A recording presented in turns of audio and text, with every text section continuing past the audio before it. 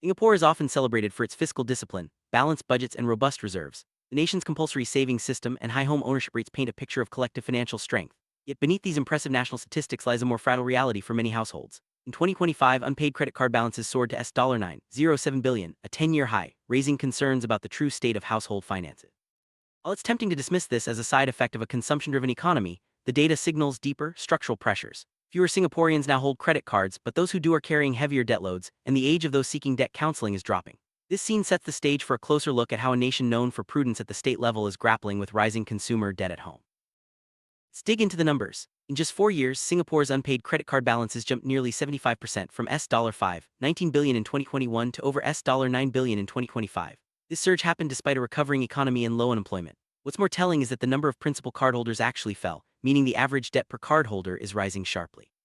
This isn't about more people spending recklessly, it's about existing borrowers struggling to keep up with essential costs. Credit cards, once used for convenience, are now bridging gaps in daily expenses, medical bills, and education costs. The trend reveals that income growth is lagging behind the rising cost of living, especially for those who are technically employed but still financially stretched. The data points to a growing concentration of debt among fewer, more vulnerable households.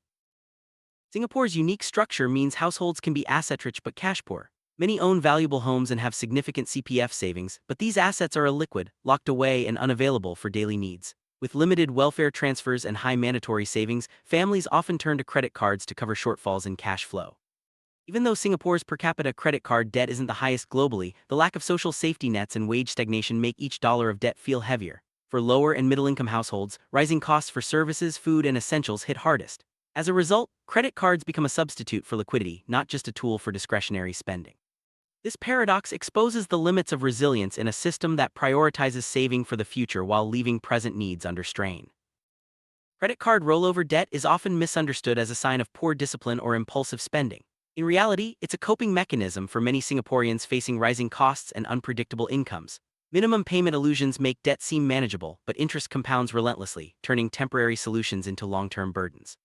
Social normalization of debt, aggressive marketing of installment plans, and the layering of obligations like BNPL and personal loans all contribute to a cycle that's hard to break. Financial stress is cumulative. Once households lose financial slack, even small shocks can trigger a downward spiral. The growing number of younger Singaporeans seeking debt counseling highlights that this is not just a personal issue, but a societal warning signal. Credit card debt is where the cracks in the social compact become most visible.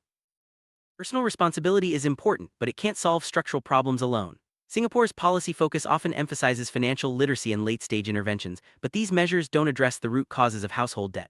Rising costs, wage stagnation, and limited social support mean that many families are forced to borrow expensively just to get by.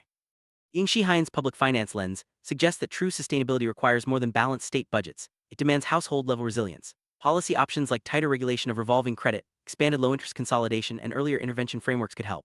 Most importantly, Singapore needs a more honest conversation about what financial health really means, moving beyond averages and appearances to address the lived realities of ordinary citizens. Only then can the nation's prudence be truly shared.